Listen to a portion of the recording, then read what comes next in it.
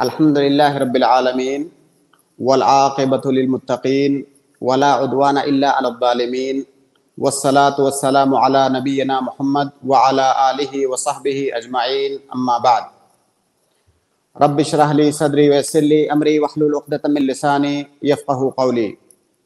محترم ناظرین، گزشتہ کئی ہفتوں سے نکاح کے ایک انتہائی اہم مسئلے پر ہماری گفتگو کا سلسلہ چل رہا ہے۔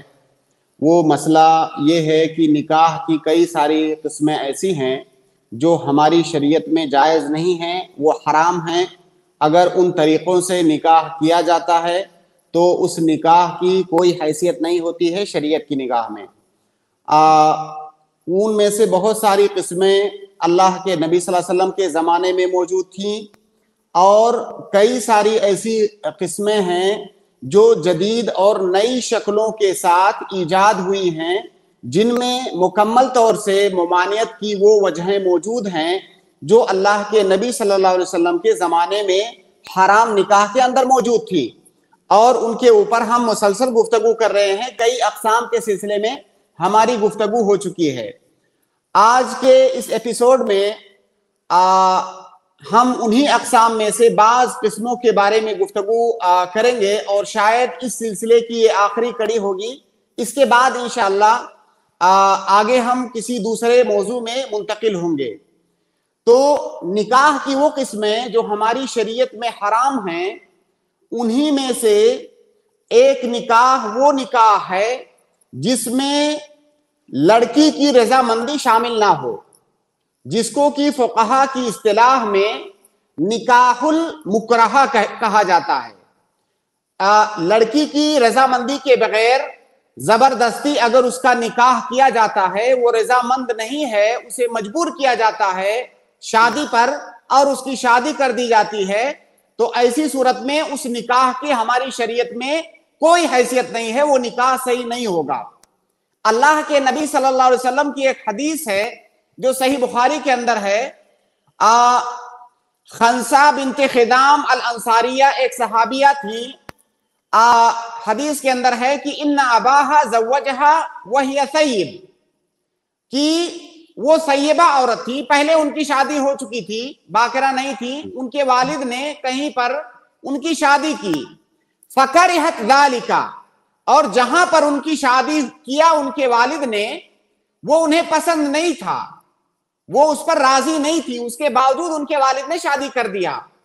فَأَتَتِ النَّبِيَّ صلی اللہ علیہ وسلم، وہ اللہ کے نبی صلی اللہ علیہ وسلم کی خدمت میں آئیں اور انہوں نے بیان کیا کہ میرے والد نے زبردستی میری شادی فلاں جگہ پر کر دی ہے اور مجھے پسند نہیں ہے۔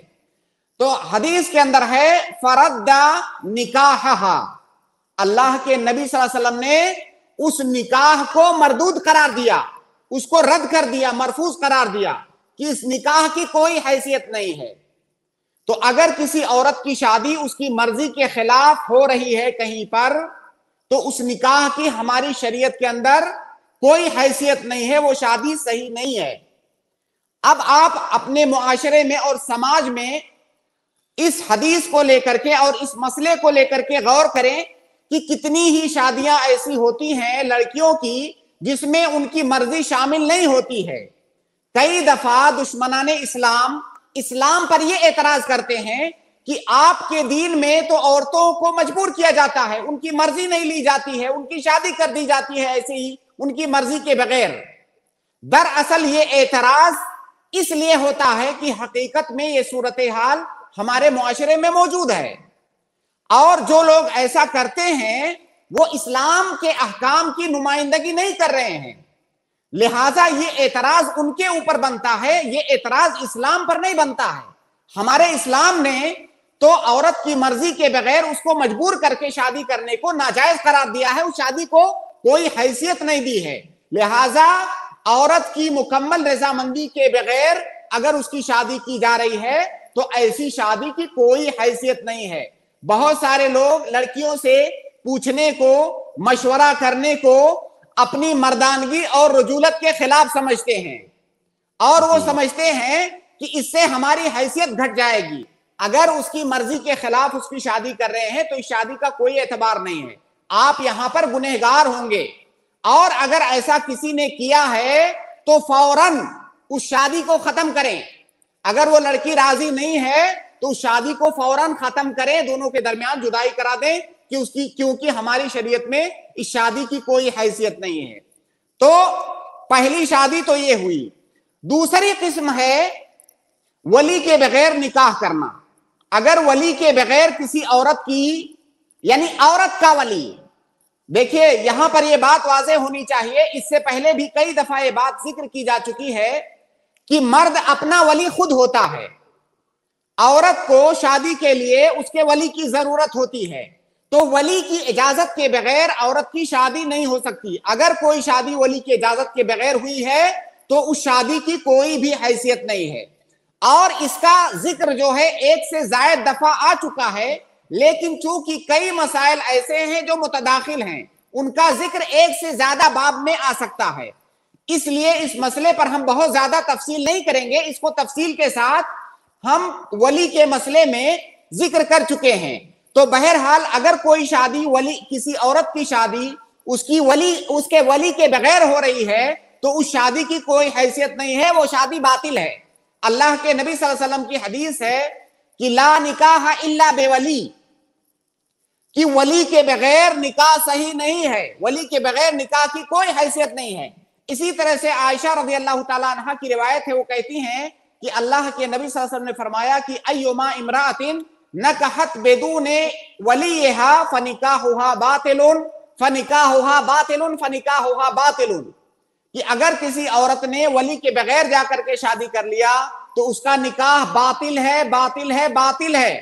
یہ 3 بار کیوں کہا گیا؟ بھائی ایک بار کہنا بھی کافی ہے, لیکن سماج اور معاشرے میں ایسا کئی دفعہ ہوتا ہے, بہت سارے لوگ ایسا کرتے ہیں, اس لیے تاکید کے ساتھ کہا گیا کہ وہ نکاح باطل ہے, اس کی شرعی کوئی حیثیت نہیں ہے.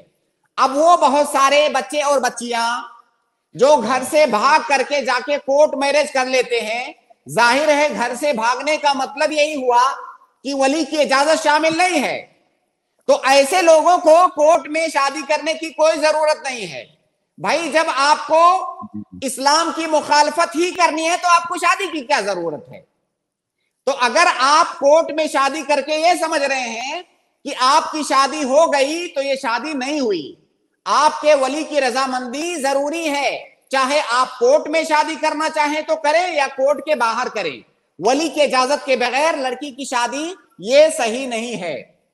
اسی طرح سے ایک قسم نکاح کی جو کہ جائز نہیں ہے, وہ ہے کہ اگر کوئی عورت حالت عدت میں ہے اور حالت عدت میں اگر کوئی اس سے نکاح کرتا ہے تو نکاح صحیح نہیں ہے. عورت کی طلاق ہو جاتی ہے یا اس کے شوہر کی وفات ہو جاتی ہے تو اسے عدت گزارنی ہوتی ہے.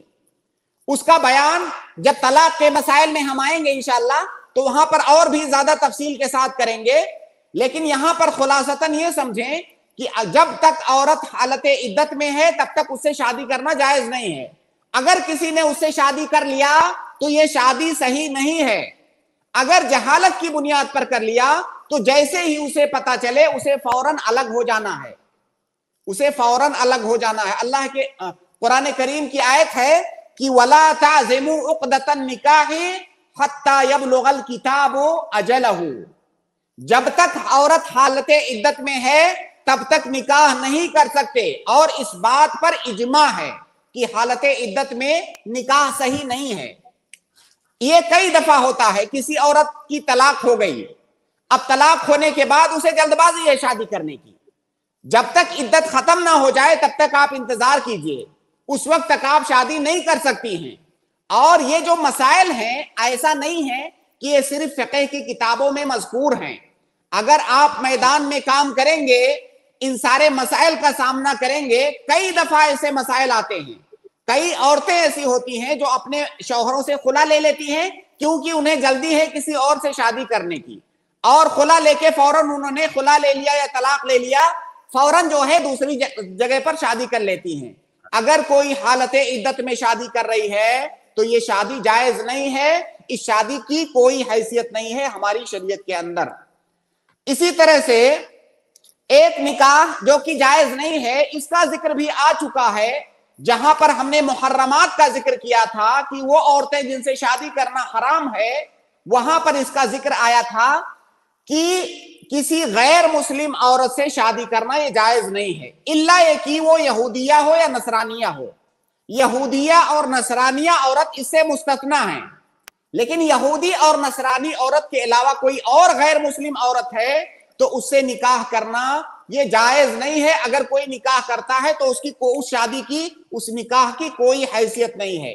قرآن کریم کی آیت ہے کہ وَلَا تَنْكِحُوا الْمُشْرِكَاتِ حَتَّى يُؤْمِنَّ وَلَأَمَةٌ مُؤْمِنَةٌ خَيْرٌ مِّن مُّشْرِكَةٍ وَلَوْ أَعْجَبَتْكُمْ وَلَا تُنْكِحُوا الْمُشْرِكِينَ حَتَّى يُؤْمِنُوا وَلَعَبْدٌ مُّؤْمِنٌ خَيْرٌ مِّن مُّشْرِكٍ وَلَوْ أَعْجَبَكُمْ۔ ہمارے معاشرے میں اس وقت یہ بیماری عام ہو چکی ہے، یہ مسئلہ پہلے بھی آ چکا ہے، بہت سارے بچے یا بچیاں غیر مسلموں سے شادی کر رہے ہیں۔ بھائی آپ یہ جان لیجئے کہ اس شادی کی کوئی حیثیت نہیں ہے، یہ آپ اپنے آپ کو اور اپنے دل کو تسلی دے رہے ہیں اور دھوکہ دے رہے ہیں۔ آپ کو شادی کرنے کی ضرورت نہیں ہے۔ جب آپ ایسے ہی اسلام کے احکام سے باہر جانا چاہتے ہیں تو آپ ایسے ہی رہیے، پھر سماج کو یہ باور کرانے کی کہ ہم نے شادی کیا ہے اس کی ضرورت آپ کو نہیں ہے۔ اس شادی کی کوئی حیثیت اور اس کا کوئی اعتبار نہیں ہے، چاہے وہ لڑکا ہو یا لڑکی ہو۔ بہت سارے لوگ جو اسلام پر یہ الزام لگاتے ہیں کہ مسلمان لو جہاد کرتے ہیں، مسلمان لو جہاد کرتے ہیں، آپ آئیے ہمارے سامنے، میں آپ کو بتاتا ہوں کہ اس لو جہاد کی ہمارے دین میں، اسلام میں کیا حیثیت ہے۔ اگر کوئی مسلم لڑکا کسی غیر مسلم لڑکی سے شادی کرتا ہے تو یہ اس شادی کی کوئی حیثیت نہیں ہے، اور جہاد یہ جو ایک مقدس کام ہے، اس گندے کام سے اس کا کوئی تعلق نہیں ہے۔ ہماری شریعت اس کو رد کرتی ہے، مکمل طور سے اس کو کنڈم کرتی ہے ہماری شریعت، تو اس کی کوئی ہماری شریعت کے اندر گنجائش نہیں ہے۔ اگر کوئی لڑکی، کوئی عورت اپنی مرضی سے، اپنی رضا اور رغبت سے، بغیر کسی مجبوری کے اسلام قبول کر رہی ہے، اس کے بعد ظاہر ہے وہ ہم میں سے ہو گئی، اب اس سے ہم شادی کر سکتے ہیں۔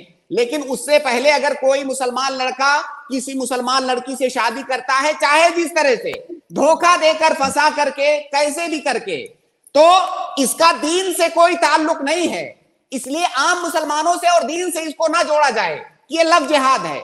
ہمارا دین تو اس کو رد کر رہا ہے اور اس پر نکیر کر رہا ہے کہ اس شادی کی ہمارے ہاں کوئی گنجائش اور کوئی حیثیت نہیں ہے۔ تو غیر مسلم لڑکی سے یا غیر مسلم لڑکے سے اگر کوئی شادی کر رہا ہے تو اس کی کوئی شرعی حیثیت نہیں ہے۔ تو یہ چند اقسام ہیں، اور خاص طور سے جہاں پر ہم نے محرمات کا ذکر کیا ہے، یعنی وہ عورتیں جن سے نکاح کرنا حرام ہے، وہ محرمات ابدیہ ہیں، یعنی جن سے ہمیشہ ہمیش کے لیے نکاح کرنا حرام ہے، یا محرمات مؤقتہ ہیں جن سے وقتی طور پر نکاح کرنا حرام ہے۔ ان میں سے کسی بھی عورت سے اگر کوئی شادی کر رہا ہے تو اس شادی کی ہماری شریعت کے اندر کوئی حیثیت، کوئی اس کا اعتبار نہیں ہے، وہ جائز نہیں ہے۔ تو شادی کی یہ وہ قسمیں ہوئی، خاص طور سے وہ مشہور قسمیں جو ہمارے سماج اور معاشرے میں کسی نہ کسی شکل میں پائی جاتی ہیں اور جن کی ہماری شریعت کے اندر کوئی حیثیت نہیں ہے۔ اللہ رب العالمین ہم تمام لوگوں کو اپنے دین کی سمجھ عطا فرمائے اور اس کے مطابق اس پر عمل کرنے کی بھی توفیق عطا فرمائے۔